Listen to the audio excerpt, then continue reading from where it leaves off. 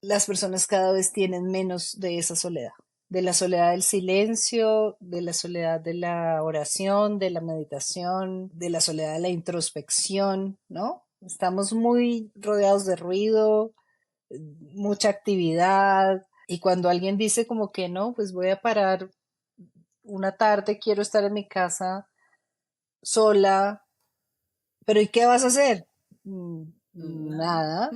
Es como, ¿what? O sea, no, no te aburras. Yo paso de decir me siento sola a soy sola. Y esa identidad está construida por varias partecitas de mí, varias experiencias y varias dinámicas que se fueron formando en la infancia y en la adolescencia especialmente, que se fueron quedando solas. Y esto es una parte muy difícil de aceptar en el libro y es que yo fui dejando solas. Porque si algo descubrí en este proceso es que durante muchos años en mi vida yo le atribuí mi soledad, este sentirme sola, a que otros me habían dejado sola o no sabían cómo estar conmigo, no sabían cómo acompañarme. Siempre puedo comparar mi dolor con el de otros,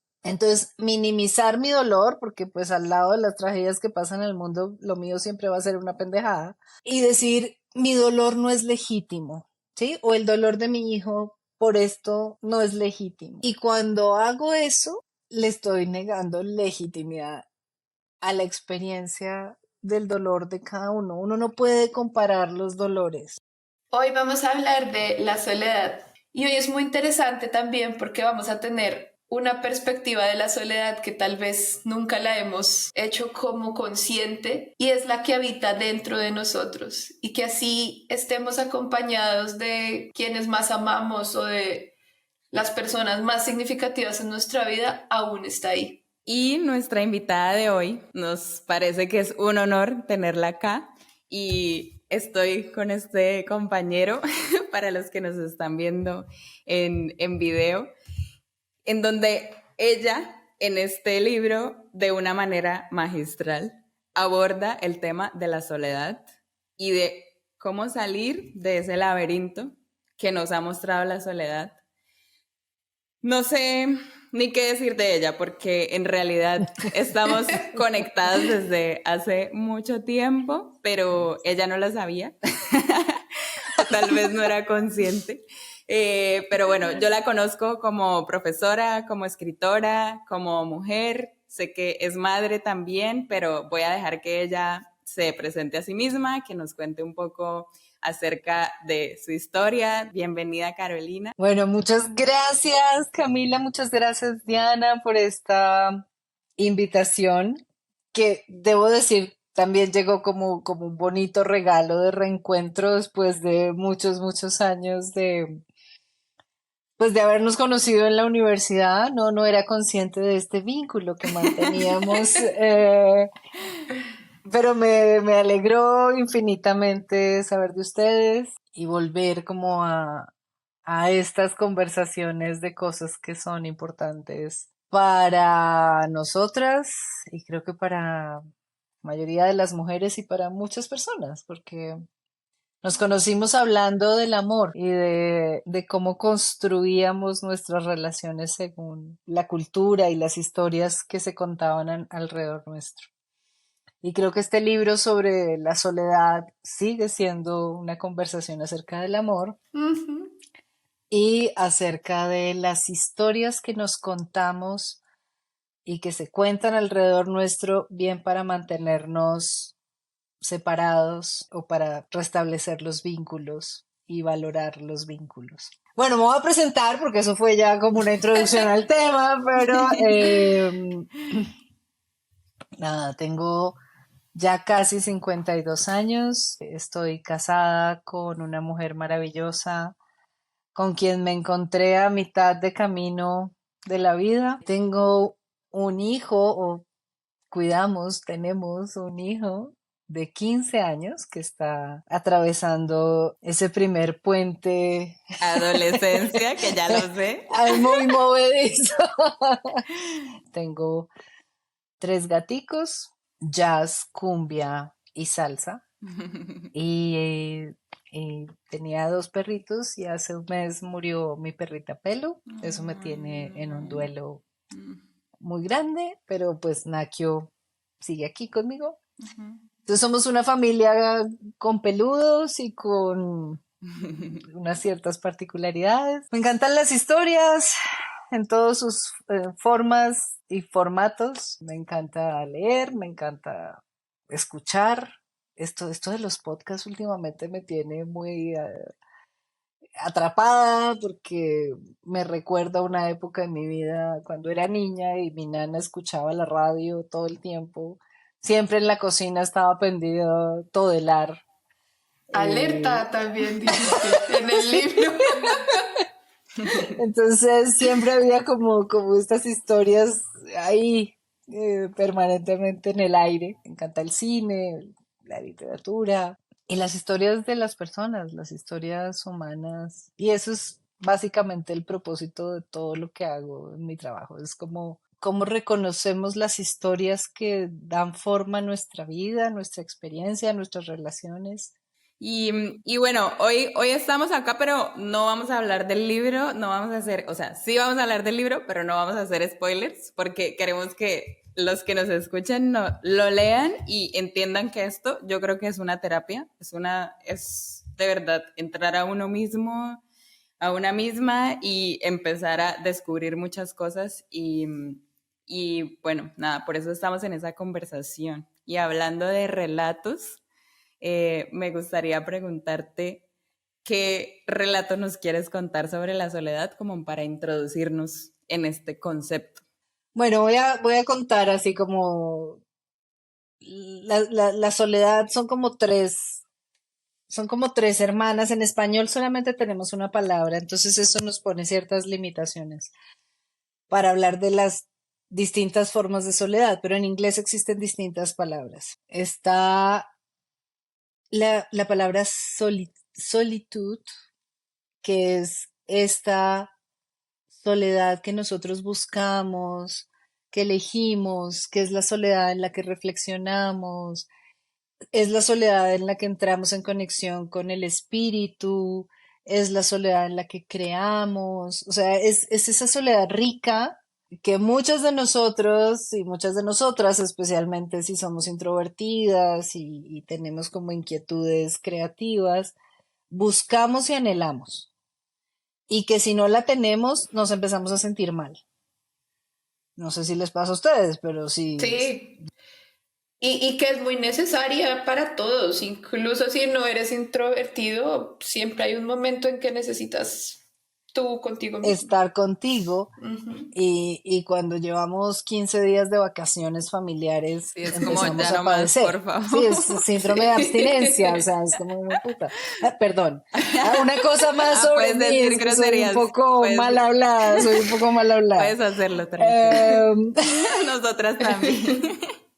ok, entonces empezamos a sentir como esta ansiedad. Esta es una soledad que buscamos y que anhelamos y que creo que es buena y necesaria. Y creo que ahí hay un problema también del que no hablo en el libro, pero que veo, y es que las personas cada vez tienen menos de esa soledad, ¿sí? Como de esa buena soledad, de la soledad del silencio, de la soledad de la oración, de la meditación, eh, de la soledad de la introspección, ¿no? Estamos muy rodeados de ruido, mucha actividad, y cuando alguien dice como que no, pues voy a parar una tarde, quiero estar en mi casa sola, pero ¿y qué vas a hacer? No. Nada.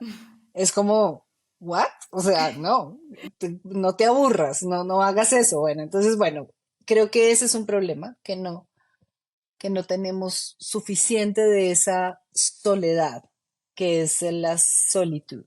¿Mm? Está la otra soledad, que es cuando uno dice, bueno, I am alone, que es cuando de pronto no estoy en una relación de pareja, O sea, es una soledad que yo llamo en el libro circunstancial, y es que no hay personas alrededor mío, ¿sí? Incluso puede que yo vaya a trabajar a algún sitio, pero no, pero las personas con las que trabajo no son realmente Sí, no, no hay un cercanas, somos vínculo como, cercano. Ujú. no hay nada. Esa soledad circunstancial está creciendo abismalmente en el mundo. Estos medios fantásticos de comunicación que nos permiten conectarnos en distintos países, ahorita estamos cada uno en un país distinto, que me parece maravilloso, también hacen que las personas cada vez se aíslen más de los demás, digo reales, físicos,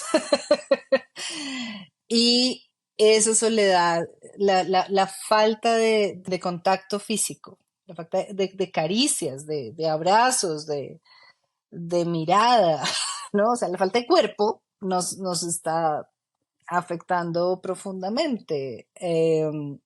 Pero además la falta de apoyo cuando la gente está atravesando por una circunstancia, no sé, de salud o está atravesando un duelo por alguna cosa y no hay personas a su alrededor, esa soledad está causando muchas enfermedades, tanto físicas como mentales. Es como un suelo muy fértil para las adicciones, porque si tú estás solo y encuentras algo, lo que sea, desde una sustancia hasta pues sexo o trabajo o lo que sea, que te enganche y que te dé como shots de dopamina, es si tú estás solo, si no hay vínculos, si no hay afecto, si no hay apoyo, es existe un 90% de probabilidad de que te dejes atrapar por la adicción y se vuelve una compañía, ¿sí? O por lo menos un distractor del dolor que tengo por sentirme solo, desprotegido, abandonado, bueno. Entonces esa soledad, que es una soledad circunstancial, eh, eh, cada vez le estamos prestando más atención, se empieza a hablar de ella, incluso hay en Japón y en Inglaterra, en Reino Unido, hay ministerios de la soledad que se están haciendo cargo, sobre todo de personas mayores que están muy solas, pero pues no hablamos de la soledad en los adolescentes, en los niños, Mm, no hablamos de la soledad de muchos sectores de la población que están muy, muy, muy solas. sí. Nosotros los latinoamericanos tenemos una ventaja maravillosa, pues no sé, yo creo que el tercer mundo en general, y es que, pucha, quítese de encima la familia, eso no es posible, Sí, pero, sí, sí. pero eso es una cosa buena, ¿sí? O sea, seguimos las navidades, los cumpleaños, las cosas, y yo sé que yo puedo llamar a mi prima con la que no me hablo hace 8 meses, Ujú.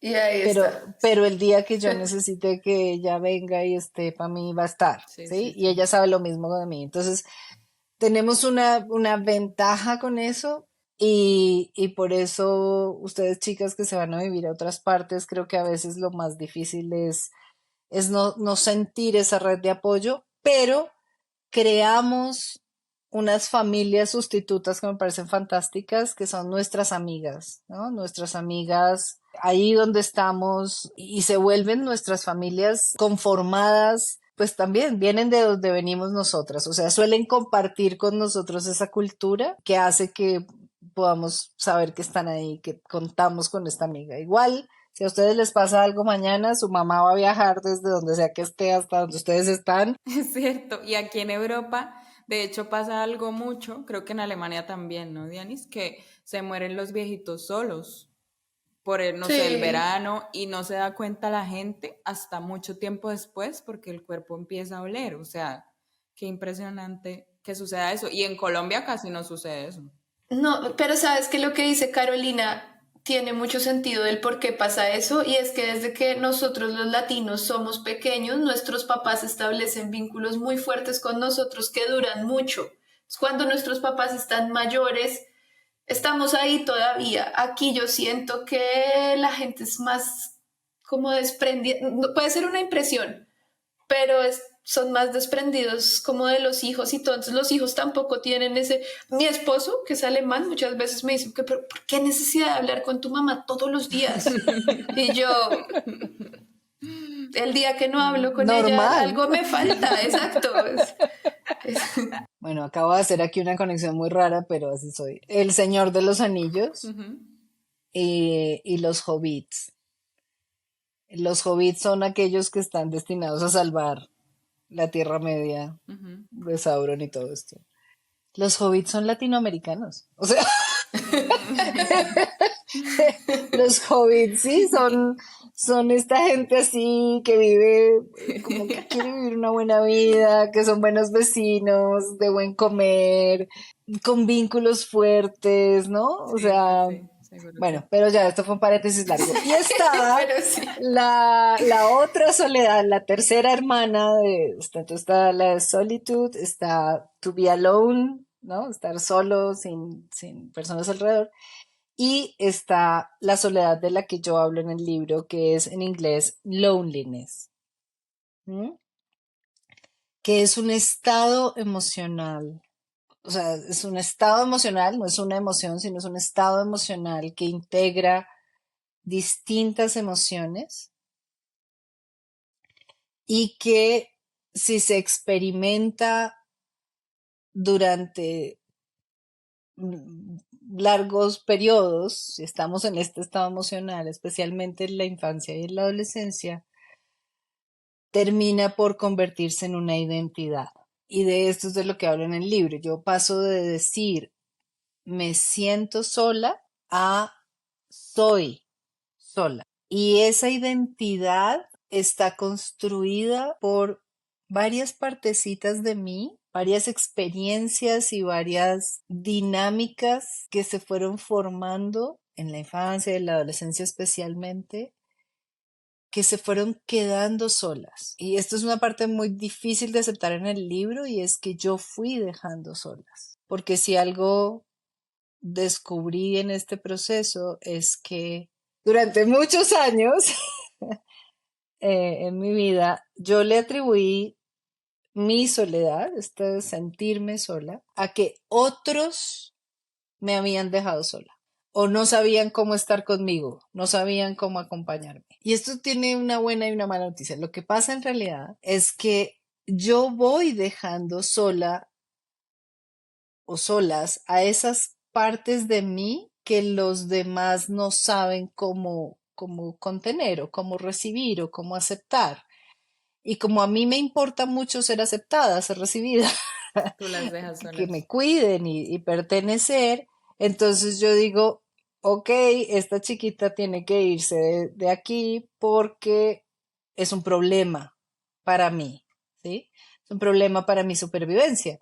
Entonces yo la aíslo, la oculto y me olvido de que lo hice. Y esta chiquita se queda por allá sintiéndose profundamente sola, sin entender un carajo, sintiéndose culpable, porque parece que hizo algo desde que la condenaron a un encierro y a una marginación.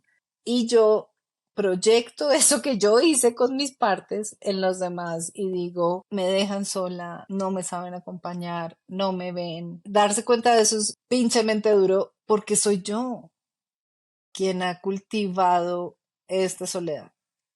Entonces es la mala noticia, que soy yo, ¿sí? O sea, es mi responsabilidad. Pero la buena noticia es que soy yo. Entonces yo puedo hacer algo al respecto, ¿sí me entiendes? Porque mis papás ya se murieron. O sea, yo ya no puedo ir y decir, vengan y me acompañan. Como yo necesité ser acompañada a los 7 o a los 10 o a los 15. Y así estuvieran vivos, tampoco podrían, porque pues ya, sí, o sea. Plátano maduro no vuelve a verde, tiempo que se va, no vuelve. O sea, ya no hay nada que hacer. Entonces, pero yo sí puedo, porque en la mente no existen estos límites temporales ni espaciales. Entonces, yo sí puedo volver, yo sí puedo rescatar estas partes de mí, de este lugar al que las mandé, a este sótano de mi mente, y yo las puedo acompañar y puedo aprender a hacerme compañía, porque lo que es maravilloso de este libro, bueno, de este viaje, es que en la necesidad personal de encontrar compañía, mi compañía, yo también aprendo a ser compañía para otros, porque me vuelvo más compasiva, más empática. Bueno, todo eso está en el libro, pero aquí está esto de que tú no le puedes dar a otros aquello que no tienes. Yo no puedo ser auténtica compañía para otras personas si no sé acompañarme a mí misma, porque hay mucha literatura hoy en día de acompáñate a ti misma, ¿no? Bueno, o disfruta tu soledad, entonces ve al spa, hazte las uñas. No, no No se es trata eso. de eso. No se trata de suavizar la soledad circunstancial, disfrutando el tiempo contigo, que me parece que está bien, hay que aprender a disfrutar cuando uno está solo, pues, no todo rollo, todo está muy bien, pero aprender a ser auténtica compañía requiere un trabajo interno que muchas veces es doloroso porque nos va a enfrentar con nuestros monstruos y es la única manera. Una parte de tu libro que me voló la mente, o sea, la leí varias veces, me sentía yo, además ahí tú decías, mi vida siempre estuvo todo bien, no tenía motivos para estar triste, entonces mi tristeza no se validaba, pero solo cuando logramos validar a nuestra tristeza, hacemos verdadera conexión con los demás. Me volaste la mente con eso, me pareció precioso y me sentía yo ahí identificada y me gustaría que, o sea, creo que se relaciona mucho con lo que estás diciendo, pero me gustaría que nos hablaras un poco de esta tristeza que solemos ocultar o que no validamos, porque pues, ¿quiénes somos nosotros para estar tristes si todo está bien? En teoría. Y si para Entonces, otros las cosas están mucho peor. exacto. Sí, es como si yo me quejo hoy de que, ay, Dios mío, anoche mi hijo no pudo, llovió mucho aquí en Bogotá porque entonces mi hijo se le aguó su fiesta de disfraces. En verdad, entonces claro, si yo me voy a quejar de eso, que es una pendejada, pero es mi pendejada, y es el dolor de mi hijo, que es un dolor mínimo, chiquitito, pero comparado con la gente en Valencia que acaba de perder su casa, ¿sí me entiendes? O sea, yo Sí. siempre puedo comparar mi dolor con el de otros, entonces minimizar mi dolor, porque pues al lado de las tragedias que pasan en el mundo, lo mío siempre va a ser una pendejada, y decir, mi dolor no es legítimo, ¿sí? O el dolor de mi hijo por esto no es legítimo. Y cuando hago eso, le estoy negando legitimidad a la experiencia del dolor de cada uno. Uno no puede comparar los dolores. Entonces, solo si yo soy capaz de decirle a mi hijo, amor, lo siento, ah, qué triste, ¿no? Que no hayas podido disfrutar ¿qué hacemos? Inventémonos un plan aquí. O sea, solo cuando yo hago eso, mi hijo va a aprender que el sufrimiento de estas personas en Valencia que acaban de perder todo es legítimo, ¿sí? Él también va a poder pensar, wow, cuánto dolor debe haber ahí. Si a mí me dolió esto, alguien lo vio y lo reconoció, yo puedo reconocer el dolor de otros, Claro, y ¿sí? es muy distinto lo que sucede después culturalmente porque pienso también en mi familia, en lo que se suele decir y es como, ¿por qué te vas a poner triste por eso? O sea, no, ya hay otras cosas más importantes. Y es algo que nuestros papás, seguro, con toda la mejor intención, porque creo, no, pues creo que uno de mamá, no soy mamá todavía, pero creo que uno de mamá nunca quiere ver sufrir a sus hijos. Entonces, la coraza es decirles, no sientas, no lo sientas, no Sí. vale la pena que lo sientas, sé feliz. Y tiene varias caras. Desestimar el propio dolor o el dolor de los otros porque lo compara, sí, cuando le decían a uno, ¿cómo no se va a comer la sopa? Si hay miles de niños muriéndose de hambre. Desestimar el dolor, el mío o el del otro cercano, porque lo comparamos con el dolor de la humanidad o lo que sea, o porque creemos que no es suficientemente grande la causa. Tiene o sea, quiero evitarle a la persona que amo, ¿sí? Mi mamá me diría, pero no llores por eso, para que yo no sufra, pero en realidad lo que quiere hacer es protegerse a sí misma porque no sabe qué hacer con mi dolor. Si yo no puedo estar en la sombra acompañándome en mi dolor, no voy a saber qué hacer con el dolor de otros. Entonces, por eso es que si la amiga termina con el novio y está vuelta a nada, yo le digo, ay, marica, vámonos a tomar algo, ese huevón es un idiota, sí, salgamos de esto rápido, Sí, sí, sí. porque no sé cómo habitar en la tristeza. Una de las razones más importantes por las cuales nos sentimos solos es porque ese proceso de duelo que vivimos o que necesitamos vivir siempre que hay una pérdida o siempre que hay cambios importantes en la vida o cambios chiquitos, el día que uno se corta el pelo pasa a tenerlo en el hombro y se lo corta chiquito, ahí hay un duelo que hacer porque es una identidad que cambia, Claro. ¿sí? Eh, no sabemos cómo hacer duelos y cómo acompañar a otros en los duelos. Cuando yo veía mis historias, las historias que cuento en el libro, por ejemplo, hay una en la que hablo de la pérdida de la sensación de seguridad, porque se meten los ladrones a la casa, estoy chiquita, y nadie le habla a la niña de 7 años de lo que pasó. Nadie le dice, está bien tener miedo, pero sí, o sea, como que nadie legitima su angustia y su miedo y le explica y le dice algo y le da lugar como para que diga o llore o lo que sea. No sabemos qué hacer con eso. Y no es que yo sea una experta, yo también creo que estoy dándome cuenta de las veces en las que no lo hago ni conmigo ni con los demás. Y por eso creo que esto es un tema de aprender a ser y a hacer compañía. Y el amor no basta. O sea, yo te amo a ti profundamente y me siento amada y sé que me amas, ¿sí? O sea, el amor no es como que esté en duda, pero el amor no nos hace hábiles. Y hay habilidades que tenemos que aprender. Y es necesario aprender a hacer compañía a otros y hacer compañía para otros. Y para nosotros mismos. Entonces sí, creo que sí, Brené Brown, que es una trabajadora social y una mujer que admiro profundamente, tiene muchos libros, no sé si los conocen, pero si no los conocen, búsquenlos. Es fantástica.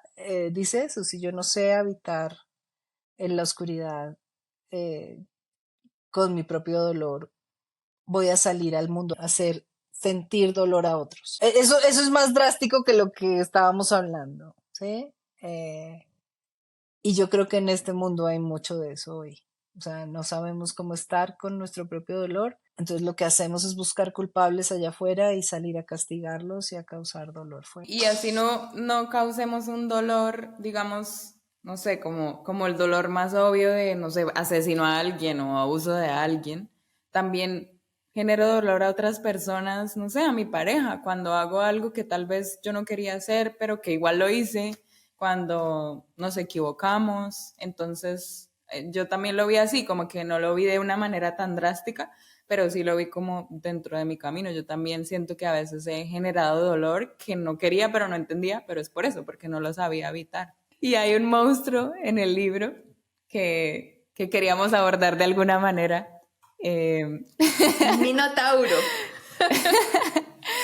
¿Qué nos puedes decir de este monstruo que aparece ahí? Uso la metáfora del laberinto por, por muchas razones, porque creo que sí, que la soledad es como un territorio así como confuso, que uno se encuentra permanentemente como con estos muros y uno está ahí como solo y perdido y bueno. Y como que uno entra y no se desorienta, no sabe para dónde va y luego se queda atrapado ahí. Entonces, el laberinto suele construirse para, bueno, el famoso laberinto que conocemos en nuestra tradición, que es el de Creta, es para encerrar a un monstruo dentro de él y de esta manera, pues, proteger a la comunidad de que el monstruo salga y se coma o mate a la comunidad. Entonces, el laberinto está hecho para proteger algo dentro, o sea, para guardar algo allá en el centro. Y suele ser, pues, algo terrible, un monstruo, un minotauro, que requiere todos estos sacrificios periódicos de inocentes. Entonces, resulta que lo que nosotros vamos haciendo en este proceso de construir nuestra soledad es que vamos armando como estos muros, estas barreras alrededor de este monstruo que creemos que habita dentro. Y este monstruo es como un Frankenstein. Frankenstein está hecho de partes de cuerpos de cadáveres, ¿no? Y los ensamblan y arman esta cosa monstruosa, y la palabra monstruo básicamente significa algo que no tiene armonía. Entonces son todas estas partes pegadas sin armonía, ¿sí? Y nosotros creemos que hay pequeñas partes de nosotras que no están bien, causan problemas, que no son queridas, ¿no? Entonces es como que vamos guardando estas pequeñas partes, escondiéndolas allá. Cada vez que mandamos a una de esas es como si mandáramos el brazo de un muerto. Entonces, chun, va armando esta, El Frankenstein allá. vamos armando esta criatura terrible de múltiples cabezas, que es como todo esto en nosotras que parece ser indigno de amor, indigno de cuidado y que va conformando esta terrible criatura. La vamos poniendo allá y vamos armando todo esto alrededor, que son todas nuestras estrategias, que en el libro también explico cómo es que van surgiendo también como todos estos guardianes y todos estos estos equipos de emergencia que mantienen al monstruo dentro, oculto. Al mundo nos presentamos de una manera diseñada para que no se vea este monstruo de múltiples cabezas. Lo que pasa cuando tú entras al laberinto, ya no perdido, sino dispuesta a entrar y a ir hasta el centro, a enfrentarte con este monstruo, lo que terminas descubriendo es que no es tan terrible. Sí, en realidad es algo que creo que la fabricación del monstruo, en el fondo, eso es lo que busca realmente ocultar. Y es el ser absolutamente bello, luminoso, inocente y bueno que cada uno de nosotros es. Eso iba a decir, y que es Mm. el monstruo como no lo imaginamos, como lo vemos, pero en el largo es lo que somos, es Lo que esencia. somos es una esencia inmutable e igual en todos nosotros, ¿sí? O sea, es como esa esencia de luz y de amor y de belleza y de inocencia, pues es como la chispa de Dios en cada uno de nosotros, entonces es idéntica en todos nosotros y eso no cambia y eso no se destruye y no tiene que aprender nada ni evolucionar ni nada porque es perfecta, o sea, es que es la chispa de Dios, o sea, Dios no tiene que evolucionar. Pero nosotros tenemos, paradójicamente, mucho miedo de aceptar que somos eso. Preferimos creer que somos este monstruo terrible que no merece amor y que no merece... Eso te iba a decir, uno podría decir ¿por qué? Porque estamos condicionados a ocultar Creo lo que mejor de nosotros. es una larga historia, es la historia humana, es el ego, o sea, es la este mundo existe y todas estas formas existen porque esa idea existe, porque existe la idea de que somos otra cosa distinta del Hijo Perfecto de Dios, o sea, entonces, bueno, pero eso sería una larga historia, pero lo bueno de esta historia es que estamos en esta vida y en este mundo, cada una de nosotras, llamadas a descubrir a ese verdadero ser oculto detrás del monstruo, ¿no? Y en el laberinto. Esa es la tarea de la vida. Bueno, sin darnos cuenta, se nos ha pasado el tiempo volando. Hay todavía muchísimo por hablar. Lo que Carolina tiene por contarnos acerca de su historia y de cómo la plasma en su libro es aún muchísimo. Entonces hemos decidido hacer una segunda parte de este capítulo. Realmente lo merece, la invitada lo merece, el tema lo merece, la conversación lo merece.